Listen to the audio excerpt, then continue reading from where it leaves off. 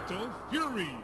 Back in 1991, SNK and the Japanese company Maho, the Magical Company, like really that's actually their name is Magical Company, came together to make Fatal Fury King of Fighters. The game itself was actually created by Takashi Nishiyama, who was actually the developer of Street Fighter 1, and had made this game as a spiritual successor to the first Street Fighter game.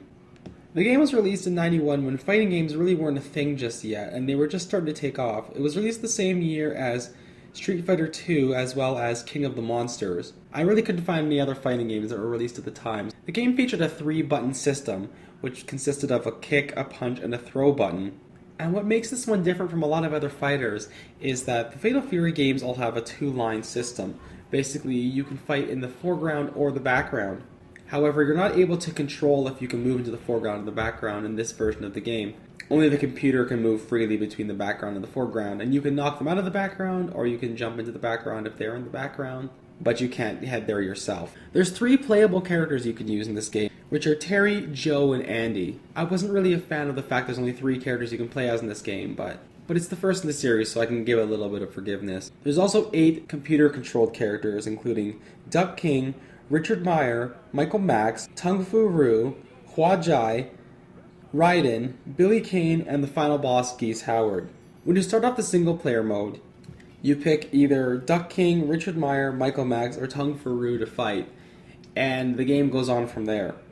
I believe the fighting of those 4 are all in random order after you pick the first one, and there's a set order of fighting Hua Jai, Raiden, Billy, and then Geese after you defeat the first 4 guys. In 2-player mode, you're only allowed to pick the 3 characters as well, Andy, Joe, and Terry. However, a really cool thing about the 2-player in this game is if you're playing against the computer and somebody joins in, basically what happens is they pick their character and you have your character, and you get to fight a 2-on-1 battle against the computer before engaging in the fight amongst yourselves.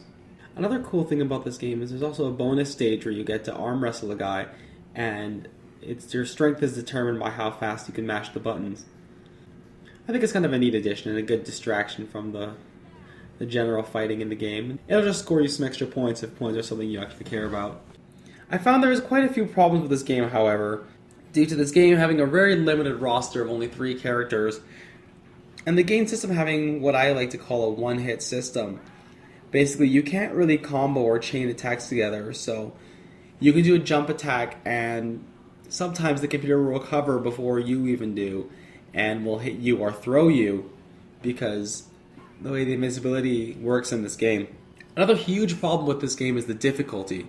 Now, I played this on easy just for the sake of my playthrough so I can get all the game footage, and I had a lot of trouble. It took me about an hour to get as far as I could. It took me probably about 40 minutes to get to Geese, and then I spent a good 20-25 minutes just on him.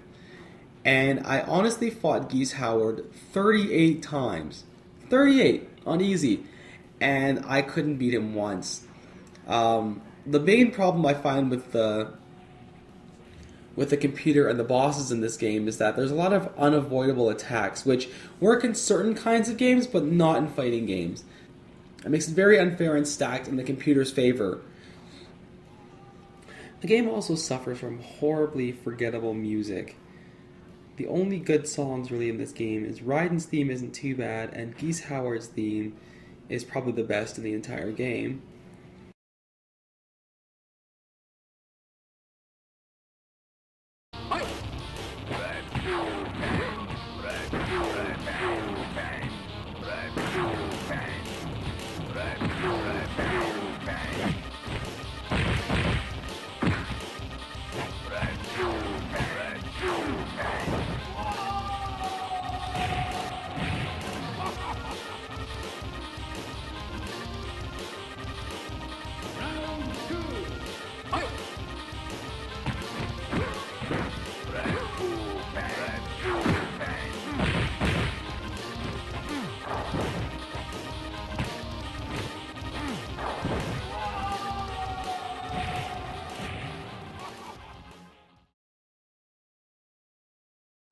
If you have the patience to even get to Geese Howard, it won't really matter because You'll be so focused on trying to beat him, you'll probably only hear about 30 seconds of the song anyway.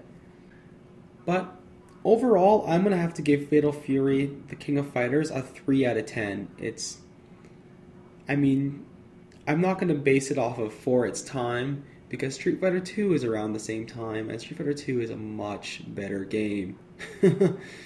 Like, much better. Anyway, guys, thanks for stopping in for this review, and the review of Fatal Fury 2 is coming tomorrow. Bye, guys.